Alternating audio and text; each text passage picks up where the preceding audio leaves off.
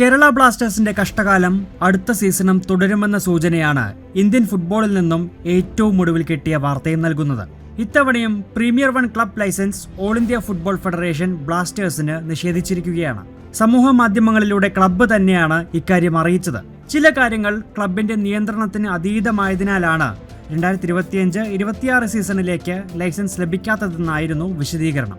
പ്രശ്നം പരിഹരിക്കാനായി ബന്ധപ്പെട്ടവരുമായി സജീവ ചർച്ച നടത്തുന്നുണ്ടെന്നും ഉചിതമായ പരിഹാരം കണ്ടെത്തുമെന്നും ആരാധകർക്ക് ഉറപ്പും ക്ലബ്ബ് നൽകുന്നുണ്ട്. അപേക്ഷ നിരസിക്കപ്പെട്ട ക്ലബ്ബുകൾക്ക് തീരുമാനത്തിനെതിരെ അപ്പീൽ നൽകാനും ദേശീയ ക്ലബ്ബ് മത്സരങ്ങളിൽ പങ്കെടുക്കാൻ ഇളവ് തേടാനും അവസരമുണ്ടെന്നിരിക്കെ ബ്ലാസ്റ്റേഴ്സ് തുടർ നടപടികളിലേക്ക് കടക്കും. മറ്റ് ISL ക്ലബ്ബുകളായ Odisha FC, North East United FC, Hyderabad FC, Mohammedan Sporting ക്ലബ്ബുകൾക്കും പ്രീമിയർ 1 ലൈസൻസ് നേടാനായിട്ടില്ല.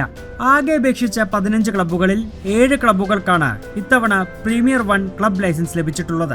എല്ലാ മാനദണ്ഡങ്ങളും പാലിച്ച് ലൈസൻസ് ലഭിച്ചത് പഞ്ചാബ് FCക്ക് മാത്രമാണ്. ചില ഇളവുകളോടെ Mumbai City, Jamshedpur FC, Bengaluru, Goa, Chennaiyin FC, East Bengal തുടങ്ങിയ ടീമുകൾ ലൈസൻസ് നേടി.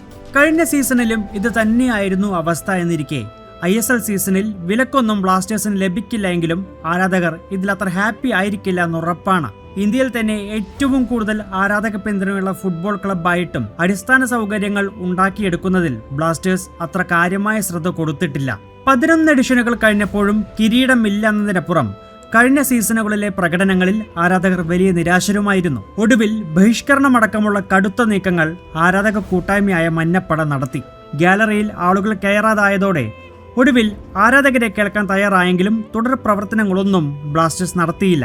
ഏറ്റവും ഒടുവിൽ 1ാം നിര ടീമിനെ തന്നെ അണിനിരത്തിയെങ്കിലും പല ടീമുകളുടെയും 2ാം നമ്പർ ടീമുകളോട് തോറ്റ് സൂപ്പർ കപ്പിലും ബ്ലാസ്റ്റേഴ്സ് പുറത്തായി.